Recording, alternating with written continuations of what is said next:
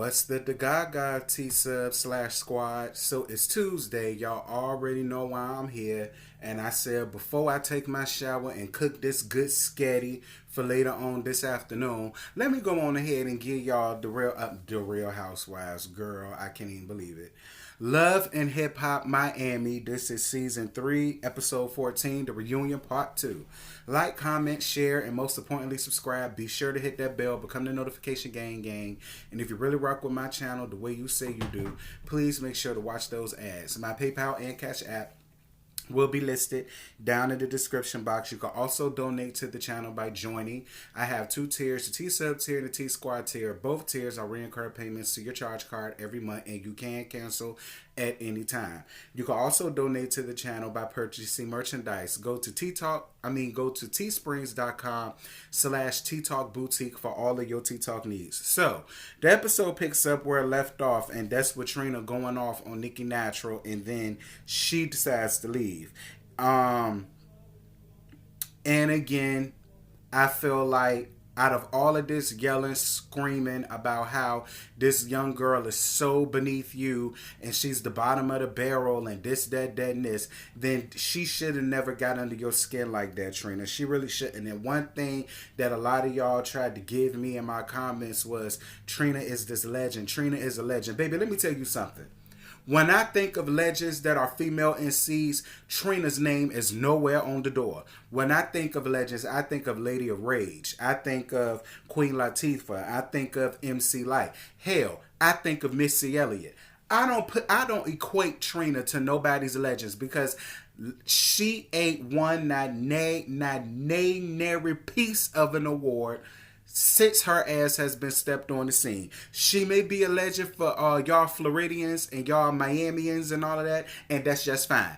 But as far as us, of everybody else from across the fruited plain, we do not now, nor have we ever considered Trina a legend. If anything, she's a legend of hoes because she was rapping about hoism. She was rapping about being a whore, doing this, that, and this to men, and letting men do this, that, and this to her. If anything, she was a poor representation and reflection of Lil' Kim.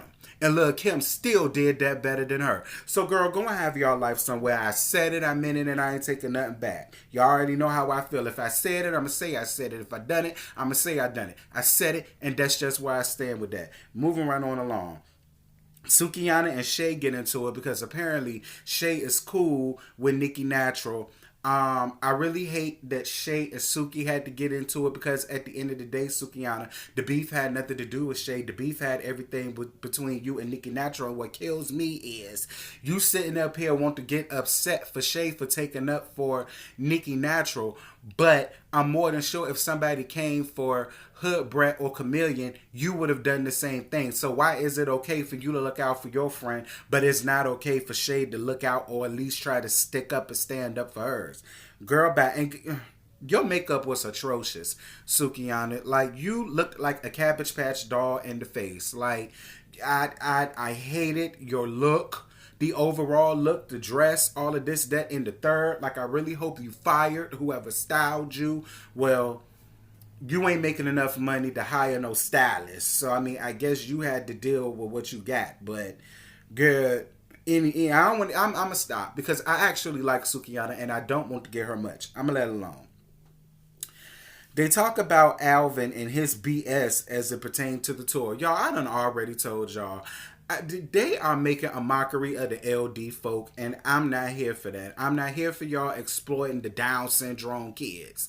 I'm not here for y'all doing that because that's all that there was, and that whole entire episode showed. And you've been working for Trina all of these many years, but this is the best that you have to offer those young lady. I keep trying to tell y'all, Trina just did Alvin a favor. In my opinion, Alvin made himself out to be more than who he was. I honestly felt like he was a paper pusher and he was really Trina's assistant. That's really what I think that was going on here. Moving right on along. They talked about how one of the white women at the bar used the N-word in the lyrics and Sukihana didn't like it. So then they got into this whole banter about, should the N-word be used by other races, this, that, and this. This is what I'm going to say. We as a people need to stop getting so offended by the N-word because at the end of the day, the N-word It actually means ignorant. That's what it means.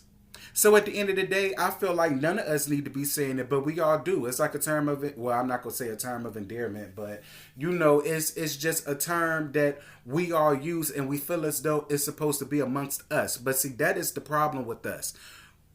We constantly want to hold ourselves to these slave mentality standards, and I'm not with all of that. Listen, if I'm with a white person and he called me the N-word, girl, I wouldn't give a damn. I just call him a cracker and I keep on moving. Like, somebody calling me the N-word is not going to mess up my day. It's not going to stop me from making my paper. It's not going to stop me from waking up every day doing what I got to do. And we as a people, we need to get up out of that slave man mentality, because that's what they want us to do, which is why they constantly call us that, because they know that is the one thing that is going to make us come out of our character. And I feel as though that's something as a people that we need to stop. This is why they constantly look down on us, whereas we, in my opinion, we the most intelligent species of them all.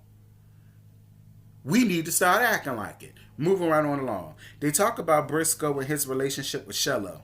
Briscoe says that he went to jail for counterfeiting, check writing, and credit card fraud, and And because of that, he did 3 to 5.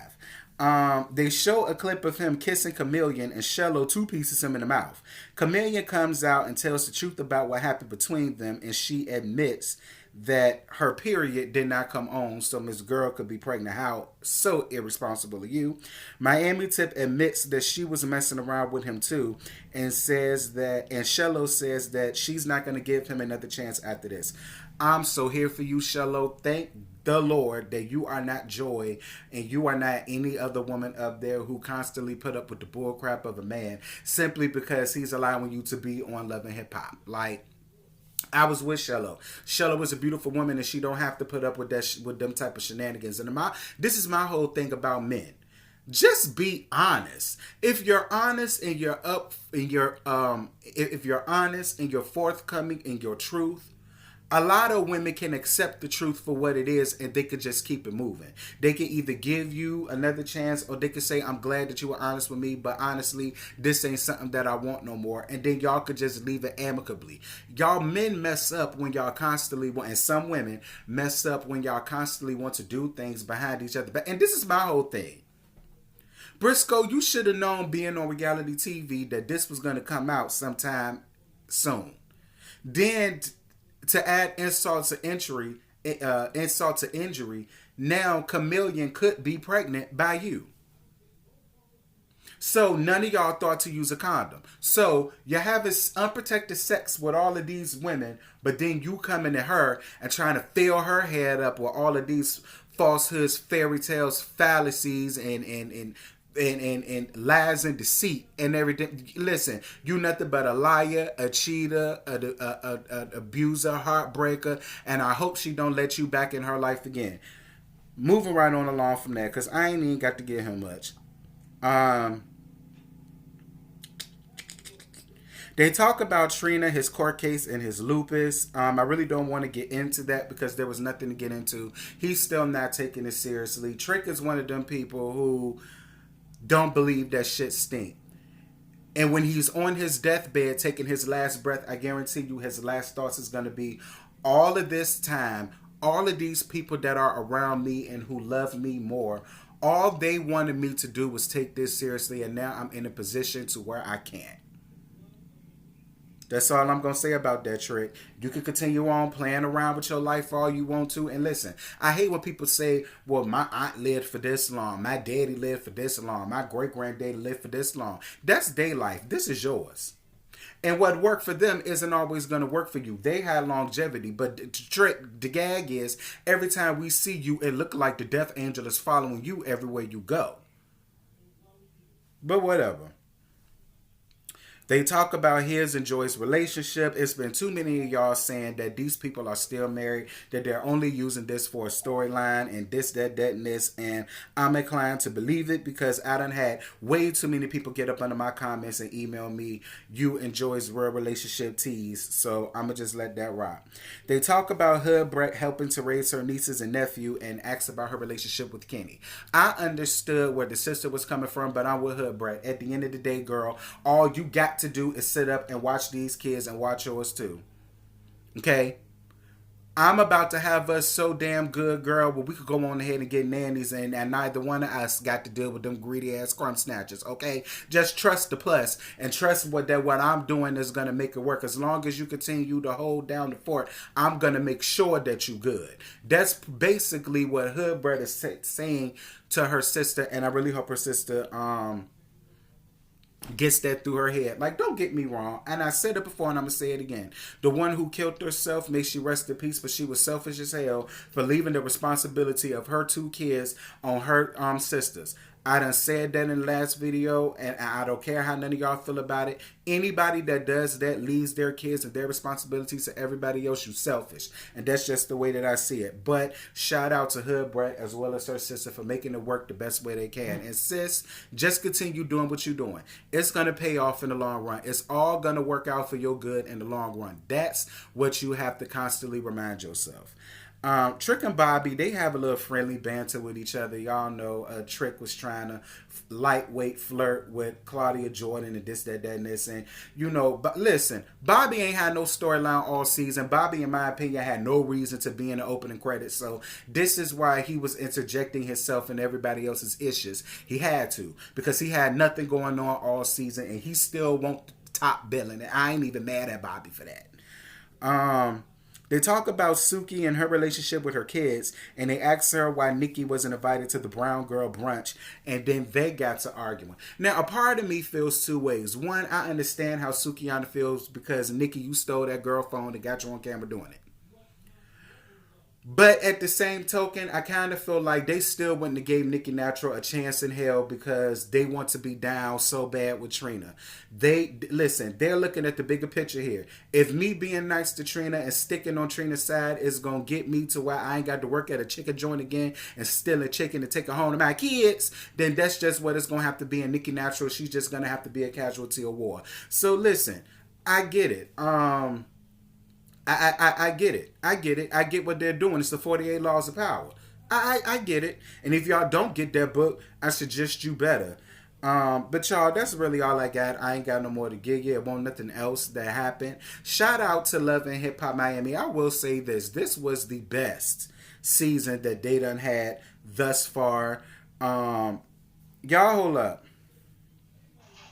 I'm doing my review, girl. Don't you see me behind the lights? Look. Say hey to the people. Oh, I got some tea. I got some motherfucking tea. Well, get up. All right. Let me finish this and I'm going to call you back. All right. Girl, doing all that damn cussing on my video. Hell, shit. I'm the only person that could cuss in this here video. Anyhow, y'all jump down in the comments and y'all let me know what y'all thought. Like I said before, and I'm going to say it again. I thought this was the best season of Love and Hip Hop Miami, and I really hope that they keep this coming season after season after season after season.